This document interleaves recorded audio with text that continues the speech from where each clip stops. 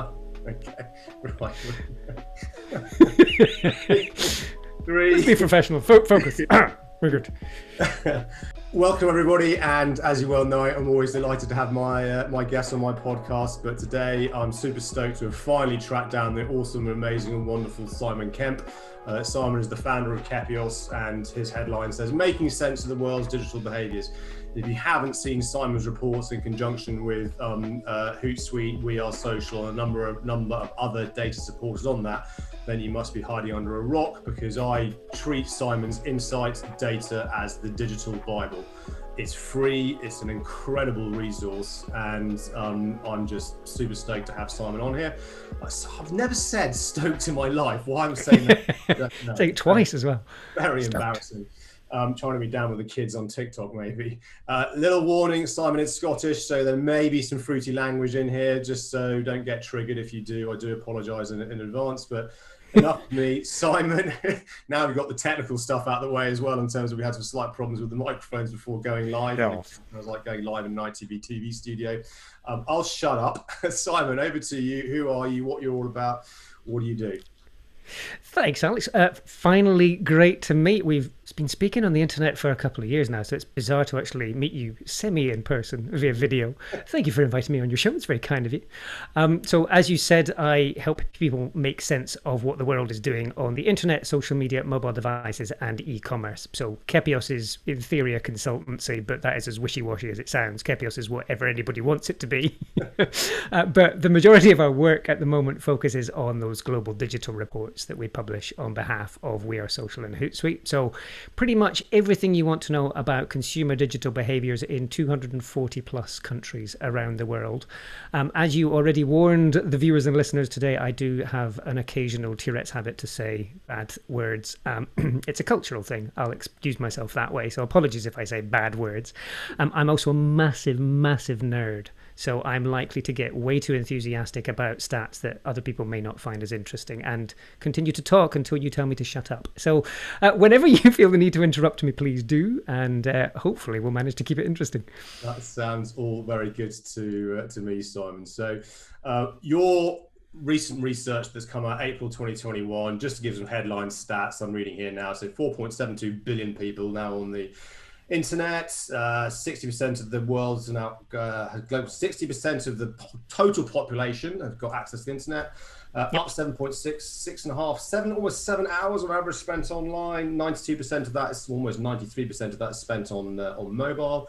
People will spend a combined total of 12 trillion hours on the interweb, which is kind of a depressing state of Not depressing at all. It's great. And I look at my 6-year-old, almost 6-year-old, she's 6 next week, goes, Daddy, can I have a phone? I'm like, over my dead body. What does this all mean? And the other point I want to pick up, because I'm very much B2B, you talk about kind of the consumer behavior on the internet, as it were, but fundamentally for me, B2B and B2C is kind of blurring one anyway. So the research that we're touching on is appropriate kind of for both sides of the coin, if you will. Is that correct? Is that fair to say? Absolutely. So this is based on what people are doing on the internet, and mysteriously enough, apparently B2B humans are still human beings. So it's collected. So it's a lot of it is survey based. Some of it is activity based. So the social media data in particular will collect from the data platforms, but a lot of the GWI survey data that you'll see throughout the report, all of that is survey based. So asking people questions, and when you ask people what they do on the internet, increasingly, especially with people working from home and stuff like that, they're not really making the distinction between what is work time and what is personal time when it comes to the internet. They're usually doing both, and we're still being in some ways productive, I hope, but yeah, the world hasn't completely fallen apart from a work perspective, fortunately, despite the challenges of COVID. So it's clear that even if people are juggling personal and work stuff at the same time, we're making it work. So yeah, I think your question, what does this all mean? Try and unpack 10 years worth of research and all that into pithy sentences, which I'm not desperately good at. Succinctness is not my strong point. But I think what this all means, it's very clear that digital is now an indispensable part of everyday life for most people around the world. So that 60% of the world's population stat saying most people is now statistically correct, as well as being just a general sort of makes life easier to say most. A lot of it is mobile, just to sort of clarify some of the numbers in there. So 92% of internet users are accessing via mobile, but actually it's roughly 50-50 when it comes to time spent. So just over half of the internet time is spent on mobile, but laptops, desktops, and other kinds of bigger devices still make up a considerable amount of time. And once you get into the B2B world, that tends to be even higher. So a lot of people still doing their desk work on a desktop or laptop. Not surprising. I think, you want that screen real estate to be able to do the work on a spreadsheet or just the bigger, even browsing the internet, that kind of stuff. So I think a lot of businesses especially make the mistake of thinking that mobile first means mobile only. And in actual fact, that's not the case at all. I think a good, healthy, balanced diet when it comes to devices is what you're looking for. What we then do within the time, so the 7 hours that we're spending roughly every day, obviously there's a huge amount of different stuff in there. And that's kind of the point I was trying to make with the indispensable part of everyday life. We're even tracking our sleep. When it comes to what we're doing on the internet, you've got these clever apps that tell you how well you slept, so you wake up anxious knowing how well you slept. Isn't it weird? But all the other stuff that we do in our waking hours, everything from the obvious stuff like social media through to increasingly we're watching streaming platforms like Netflix, we're doing our banking, we're doing our shopping, we're finding love through platforms like all these different dating apps that people have got. So you name it, there is a connected service for everything. Now, if you can tell me something that isn't connected in some way, I will be quite impressed. I'm sure we can find an app for that, to quote the Apple ad. I know it's this connected world that we find ourselves in is kind of crazy, and especially even like looking where cars now. We're looking at getting a new car, latest Volvo coming out, connected to Google. Obviously, Teslas are connected to Spotify and so on. But if we just take a step back, because the word digital. I think you ask 10 different people, 100 different people what their perception of digital is, you're going to get 100 different answers. So when we are in your world, and obviously you've got 10 years worth of data, huge amounts of data set to work on. What do you believe digital to mean? Anything that is internet powered. So it doesn't have to be going onto the World Wide Web. And I think that's the important distinction. A lot of people use those things interchangeably. In fact, I don't think anybody ever talks about the web anymore. The kids are like, what's the web? Digital, so your phone is internet connected when it has data, but you're not necessarily on the internet in your mind. And I think once you get into, especially the developing economies, this is a really interesting challenge when it comes to the research, is if you ask people if they're on the internet, they say no. But then you say, but you're on Facebook. Oh, yeah, absolutely. So it's this kind of interesting thing that they don't perceive the internet in the same way that perhaps somebody like you or I that has used it for much longer has done. So for me, anything that has data connectivity through an internet is basically digital in my mind. That's kind of a loose description, if you like. You then get into this weird world of the stuff that you do on your mobile phone that may not be permanently connected, and yet it somehow qualifies as being digital. So I'm as loose with that definition as I think a lot of people try and be, because it doesn't really matter at the end of the day. It doesn't, but I actually quite like that in terms of it being internet powered, because I think that gives kind of a base point to work from. And fundamentally, and we will kind of come onto the tracking and always on within this in terms of some research I saw around cookies. But the phones, for the most part, if you want to get the best out of them, you typically have got to be always on, and it's got to be always doing something to get the best overall experience. So, I mean, there's so much in your report. So I'm going to let you pick kind of some salient points out. But one that I'm going to pick, though, that I do want to touch on, whether we do it now or in a while, is the piece around email marketing, which caught my eye. Because everyone, and I've been guilty of this, I've freely my hands up being guilty of this, going email marketing is crap, open rates are crap, it doesn't work. Yet I've probably noticed a change myself in terms of my reaction to email marketing when it's good and it's directed at me and it's personal. So what can we draw out of the research that you saw on that from me? Screw it, let's answer that question now, because I've asked it. Having told you things, I've now picked some things. Email marketing, let's unpack your stats on that.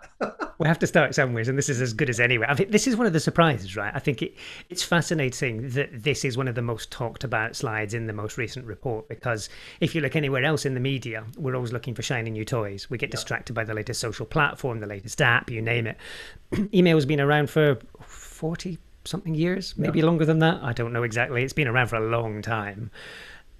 You kind of hear stories all the time that email is dead, and the stories of its demise have been greatly exaggerated based on the data that we've got. So I'm looking at the chart in front of me now, which is why I'm creepily looking down.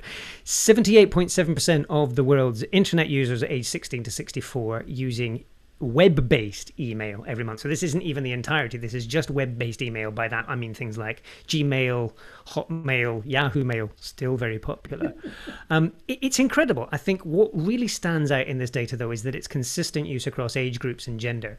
So a lot of people assume that the younger age groups don't use email. In fact, the numbers are so steady across all age groups. We're looking at more than 3/4 of all email users, all internet users using email across those age groups. So yeah, I mean, email is a big part of people's lives. It's not sexy in the way that a TikTok might be, but it's still incredibly powerful. The fact that people use it doesn't mean that it's a magic answer. So, oh my goodness, everybody's using it, so if I send out an email blast, then I'm guaranteed riches. Sadly, that's not quite what the data's telling us. It means that this is an interesting opportunity, and it's perhaps a much bigger opportunity than you would have identified had you not seen that data. But what do you do with the data? I think what's really interesting about what I've been seeing, in addition to just that overall stat, some of the latest findings on the use of email marketing for e-commerce are really encouraging. So incredibly good rates of conversion from email, if done correctly. Now, I hasten to add, the quality of your creative and what you're emailing to people is obviously the essential part of this. But in terms of if you have to choose between email and organic social, I think a lot of people in the e-commerce world, especially when they're looking at younger age groups, would have said inevitably that it's social that's the answer. And in fact, the data very clearly shows that email is twice as powerful as organic social. Now, once you get into paid social, it's a very different story, because you can be very targeted and you can do clever things. But, I think from that perspective, if you're not still using email, then now is a good time to go back and look at why you're not using it and whether there's an opportunity to add it back into your mix. Having said that, in the same way that we had to choose topics to talk about today, Alex, I think, marketers they're overloaded, they're overwhelmed with options in their mix. If you've knocked it out because you think people don't use it, now's a good time to put it back in. But if you've got other things that are working well for you, that's not a reason to compromise that success and just add it back in for no reason. So this is the bit that I get slightly worried about. I hear a lot of people, a lot of our clients, for example, asking questions about, should we be doing this? Should we be doing that? It's like, how many things do you think you're going to be able to do in a month? Prioritize. If you can do 3 things well, you're doing a good job. I live and breathe digital, and the marketing of my business, it comes down to LinkedIn, a little bit of Twitter, and a blog, and that's kind of all I do. I don't do everything because I simply don't have the time, and I'm sure I'm not alone in that. Indeed, and I think you raised an interesting point there around it's not all things to all people. And Scott Brinker, who I follow, who's does the chief MarTech stuff, and he's also at HubSpot. He's released some research the other day that's saying that marketing teams are getting more and more kind of tech. For those listening, I'm doing inverted commas and AI inverted commas that's supposed to help us save time, but because none of these platforms actually talk to each other, they're having to do more manual tasks and spending more time on the manual tasks with technology that's supposed to save them time in terms of what they're doing. And I like the fact that you actually clarified the point that email as a channel is still very relevant based on what your data is saying. Big caveat though, it still comes down to the content and how you engage and what you're talking about, which actually is in terms of anything that you're doing on either the internet, or even if it's printed mail through the door. It still comes down to the actual messaging, the content, and being relevant to your intended audience. So I think it's something that I need to revisit and consider. And if you also look at so what you talk about LinkedIn being a very powerful platform for you in terms of delivering your message, and that's how I met you and bumped into you in terms of your research, is that LinkedIn's now building out newsletters. So what was Pulse, they're now building that out into, your articles can be turned into newsletters, which is delivered via email. So we kind of feels like we're going full circle. Totally. And LinkedIn's not alone. Twitter have just announced that they're doing a similar thing as well. And I think this desperate attempt to be all things to all people, I think, is a little bit of a weird one. If you look at where Instagram started and why Instagram became so successful in its early days, it's because it did one thing and it did it really well. As a company goes public and as it's got to answer to shareholders, and shareholders unfortunately have very limited understanding of how these things work, they want everything to be the magic answer to everything. They want all of their investment to suddenly be dominating everybody's lives. It's just not the way that the average person works. So yeah, I mean, I think digital does have the marketing, digital business, everything has this habit of going round in circles, right? And I think knowing that there's too much stuff on social media, generally speaking, your feeds have become, because as a user we've added so much stuff to our feeds. We've friended everybody we've ever met. We've added random people because we wanted to follow accounts. We've introduced all these brands into our feed. We started following influencers. Suddenly you've got all this stuff, and then you turn it on and you start scrolling and you're like, I can't actually digest it all, so I need a more focused way of doing it. And suddenly nobody's sending me emails anymore except spammers, and fortunately the spam filters have got really good for the most part. So actually I've got very few things in my inbox that compared to my social media feed, and therefore it's actually more practical. So that'll change as suddenly people think email is a great opportunity. Then suddenly your email inbox will flood again, and then you'll go back to your empty Instagram feed and be like, oh, it's nice and clean. So yeah, I mean, I think the idea as a marketer that you're going to find one magic tool that's going to be your answer to everything and you'll never need to worry again, it's just crazy. Every 3 months things are going to cycle. Yeah, especially at the moment, I think, in terms of what we're seeing in the research that I'm starting to see come out in this kind of post-COVID new world hybrid, whatever it is we're going to be moving into. So things like, we were touching this before we came on air, is the Forrester research, which I think people are bored of me citing, but this is with the B2B lens. Follow Seth Mars at Forrester if you're not. Their survey came out in January of this year. What are we now, May? It's crazy. So 2021. 60% of their respondents said they can now shortlist vendors purely on digital content. So without actually talking to a salesperson. Gartner's now saying that 1 in 3 millennials, I hate the label, but don't want to engage with the salesperson throughout a sales process. I'm not saying I don't want to talk to a human being. So with those kind of stats, what other kind of research or insight have you seen in your last report, which kind of starts to maybe talk to some of that to get marketing teams and sales teams to start thinking maybe you've got to do things a little bit differently? Yeah, so that's a good point. I'm loading up charts again as we speak. So in the most recent April report, we've got some great data towards the end in the digital marketing section that talks about the channels that people look at. So this is primarily B2C, but we did in, I believe it was the July 2020 report, have a very similar set of data for B2B activities as well. The thing that surprises me in that data, including the B2B stuff, is the continued importance of the website. Again, another thing that, as recently as even a few months ago, you've still got clients asking whether they should even have a website anymore, considering the power of social media. When people are researching products, which mysteriously enough, they still spend a lot of time doing. Who would have thought that, right? Especially in a B2B world, people do a lot of research. And like you're saying, a lot of people are going to get to a shortlist without speaking to anybody. And that's increasingly the case. The younger, this is based on the data that I've seen, but the younger the person, the less likely they are to interact with a human until they've already got an idea of roughly what they want. Once they've shortlisted, then they'll start speaking to people. But that means that a huge amount of the initial phase is going to be through digital channels. The one exception to that is real world events, which obviously COVID has somewhat challenged, but without COVID, real world events in a B2B setting are still crucial and are still one of the primary sources of both introductions to new brands and also shortlisting. So once we get back to that, under no circumstances discount the value of that channel, but you've kind of got real world events and digital, and they work hand in hand. People are doing their shortlisting and then they're speaking to a human.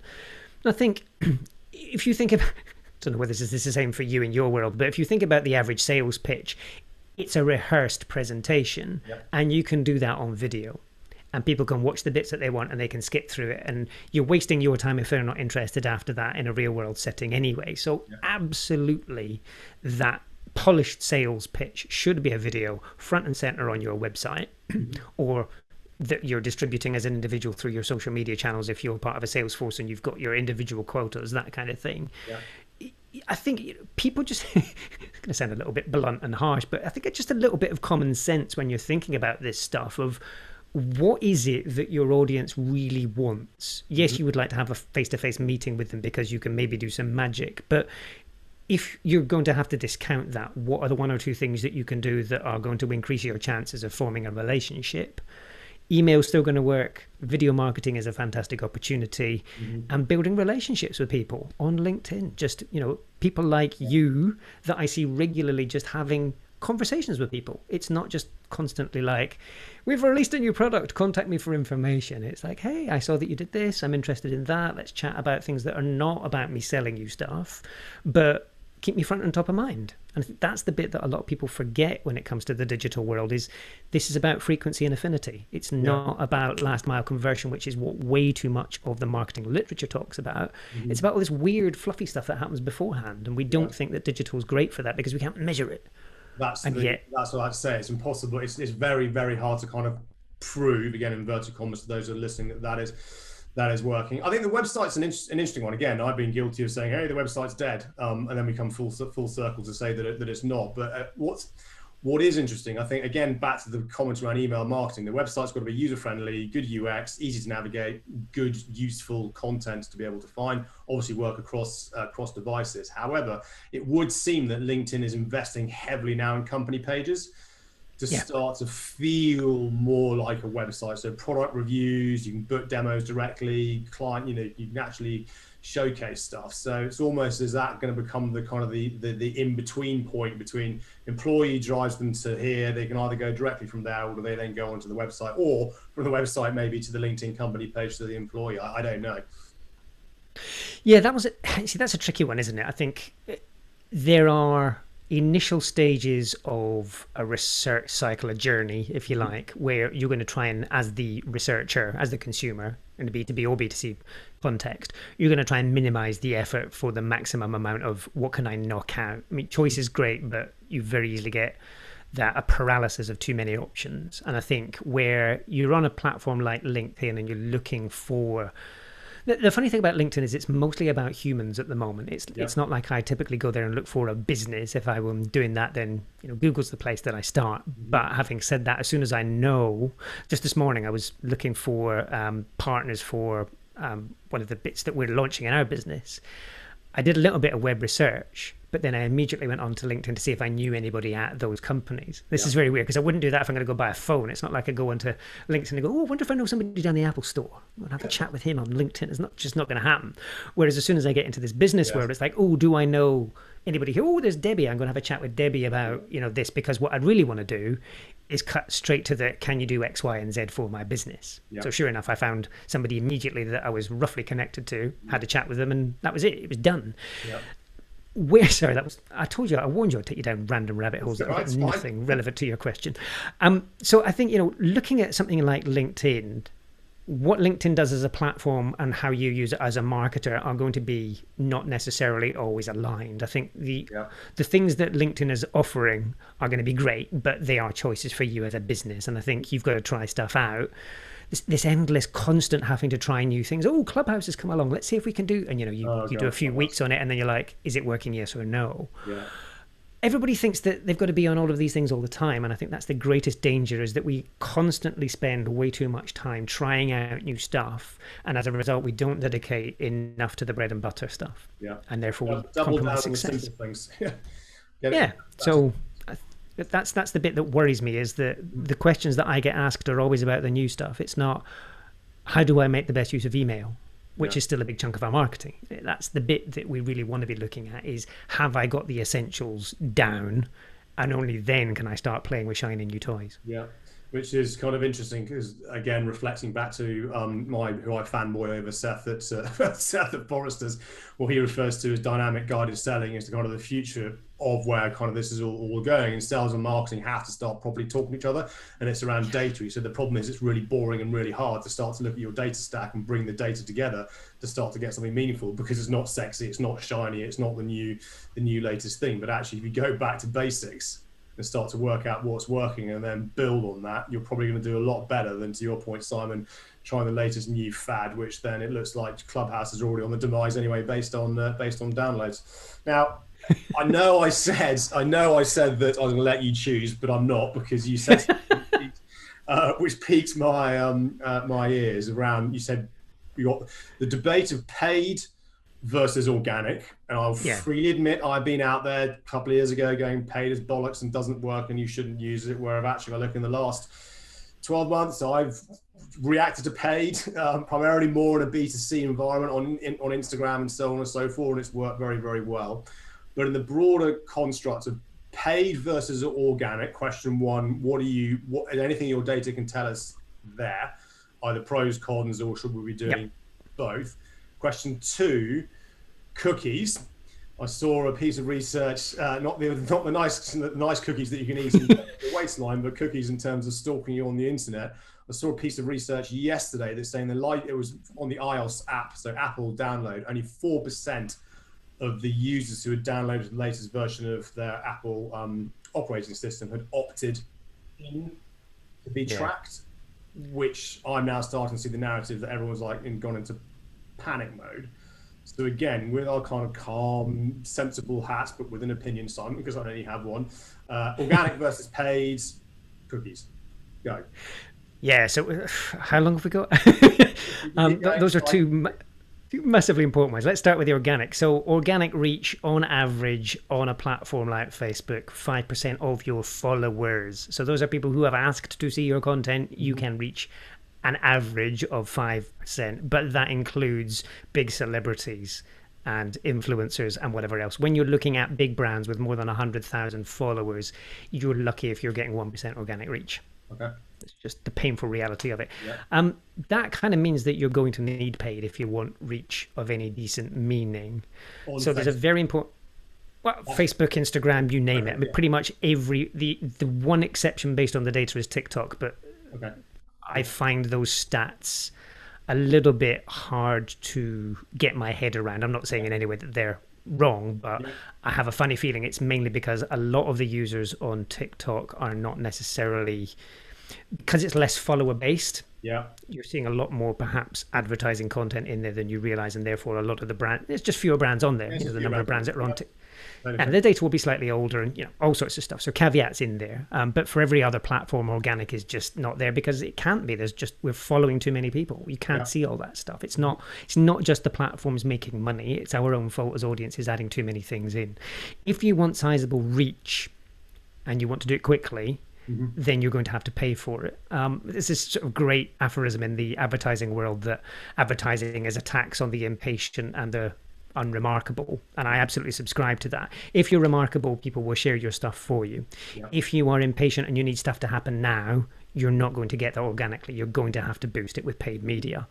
You take something like our reports where we get 10, 12 million people a year reading them. People go, wow, that's amazing. You do that organically. You don't put advertising behind it. It's like, yeah, but it's taken 10, 12 years to get there. If I wanted to achieve that today, that ain't going to happen. I'm going to have to put media behind it. So organic is a worthy thing to aspire to, but it's going to take a long time to get there unless you win the lottery in marketing, and that is not a good strategy. It's totally possible, but it's just not something you want to bank on. So yeah, I think organic has its place. The really important bit here is that, I'm sure you get these questions as well, and a lot of people listening and viewing today will have asked this question: should I be on the next platform? Should I be on TikTok? Should I be on Clubhouse? The answer to that question is yes, you should be on all of them if you think that there's an opportunity, but that doesn't mean you need to be on them organically. And this is the key bit. By being on it, I don't mean you need to be on, let's just take TikTok as an example. You don't need to be on there every day publishing and uploading content. If you want to be on TikTok, get yourself an ad budget, get yourself some content and try it out and see if it works. And if you get good results, do it again. And if you can replicate them again and again, keep going until it stops. And if it doesn't work, take it off your list and stop worrying about it, because it doesn't work. It doesn't matter whether it's sexy. If it doesn't work for you, it's not the right thing. So this is the bit that I think people are wasting a huge amount of emotion on, is they think they need to be on all of these things. Try it. Try it once or twice with a bit of paid media before you think about even investing in building your profile and whatever else. Reserve your name. Absolutely do that. And then beyond that, it's a couple of $100 of trying it out. And if you can't What afford about that, then what about LinkedIn? Do you incorporate LinkedIn yeah. So that slightly different beast? that's the It is, and that's the one exception I think to the organic piece is if you're not getting your teams to do stuff organically, you're missing a trick. So Right. the big thing about LinkedIn more than any other platform is about relationships. Yeah. And I think, you and I, we talk organically. It's not like I have to pay to reach Alex because, Alex is there talking about stuff and we share the same Yeah. sorts of stories. And, we've all got our individual networks to a greater or lesser extent where that is the case. As a business, if you want to get your business in front of people, you're still going to need to use paid media on LinkedIn. But as an individual, obviously, you can do that if you want to, but organic is the way to go Yeah. because otherwise you're going to spend a lot of money. Mm-hmm. Get your sales teams, get your marketing teams, get everybody that is comfortable using LinkedIn on a regular basis to do so. Encourage people to spend time on there, just building relationships. Yeah. It's amazing what will convert. It doesn't have to always be a sales pitch. Mm-hmm. Talking about the weather, weirdly, which as much as it'll annoy me because I'm just very sort of focused on what I want on LinkedIn, but those conversations matter. Talk when you meet people at a networking event, you do the small talk, and that absolutely has a place. So yeah, I'm in danger of talking endlessly about that. It's fine. I think it's important because I get asked that question all the time, and I now kind of subscribe more to your view around, based on the data that I'm seeing, that organic on LinkedIn is probably a better approach to take, especially if you haven't got a big advertising budget, because you can activate the voice of the employee. Fundamentally, it still comes down to the content in of itself needs to be interesting, engaging, the conversation needs to be engaging. I do have a subscribe. If you're on any other social media platform, you want to get any reach, paid is the only way to necessarily do it, and experiment and fish where the fish are. If your fish aren't on TikTok, don't go fishing on TikTok. It's Absolutely. quite simple, really.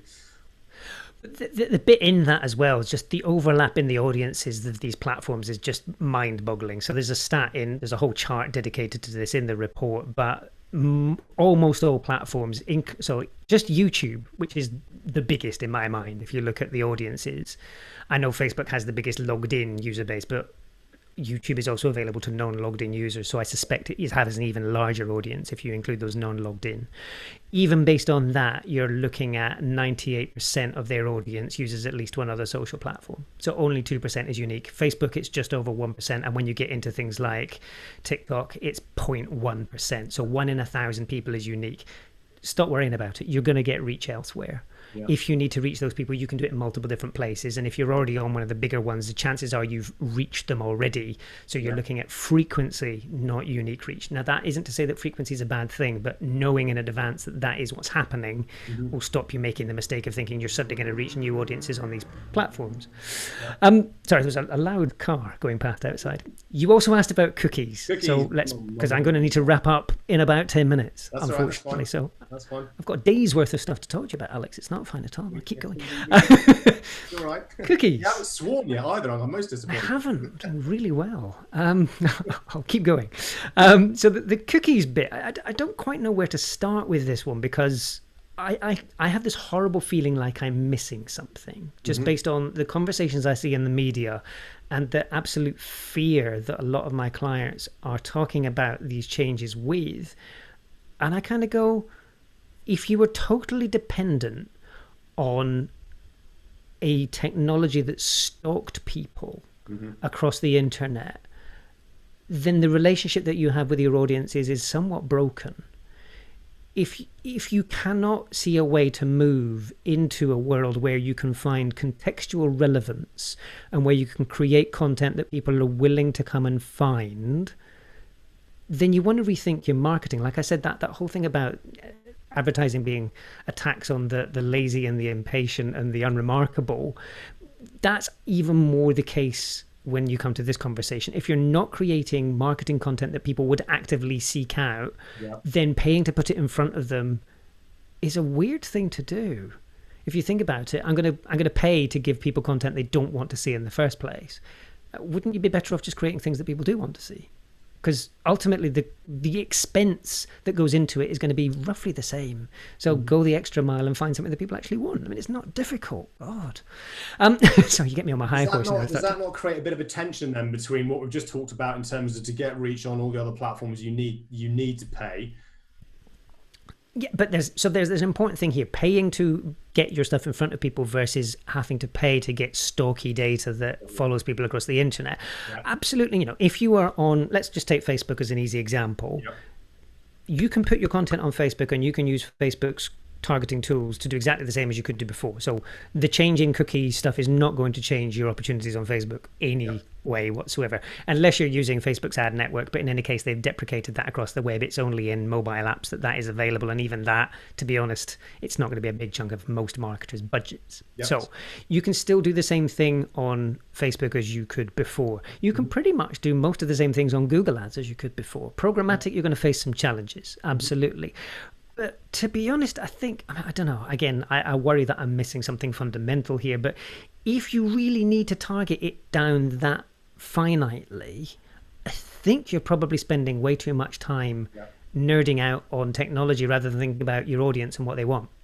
Because if you think about the person rather than the digits that make them up as a demographic, and you think about the psychology of where they're going on the internet and how you can work with that kind of content, you're probably going to be in a better place.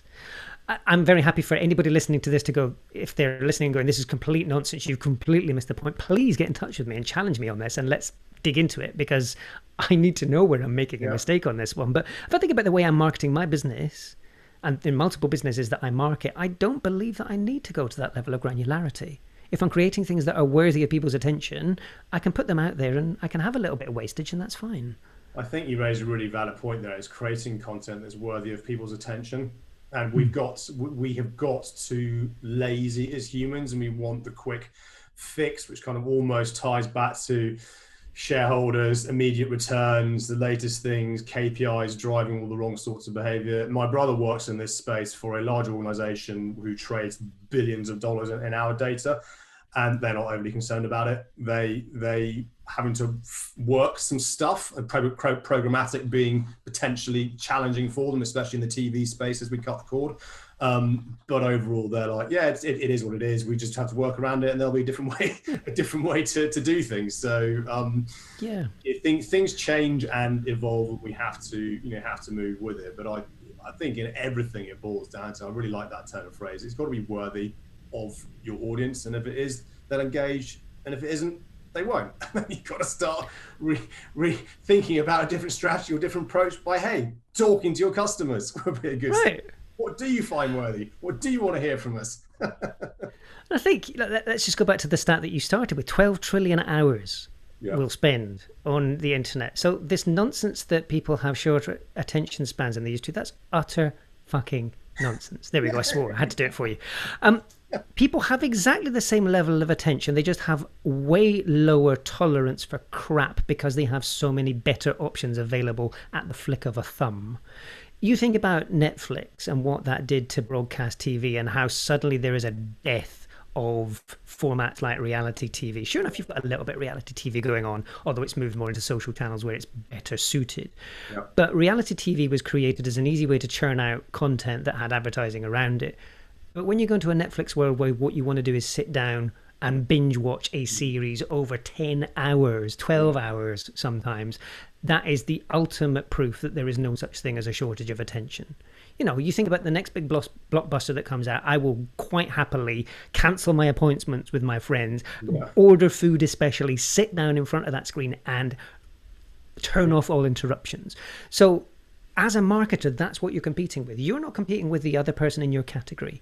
You're not competing with inflation or what. You're competing with all of the other stuff that's going on in people's lives because it's all here. Yeah. My life is this device now. When I'm seeing my friends and I'm chatting to them, it's on here. When I'm watching content, it's on there, maybe cast to a bigger screen. But, worthy of people's attention is not just about your advertising, it's your entire marketing world. Because if you're not remarkable, if you're not adding value to people's lives, then it's going to be really difficult to justify being a part of their existence.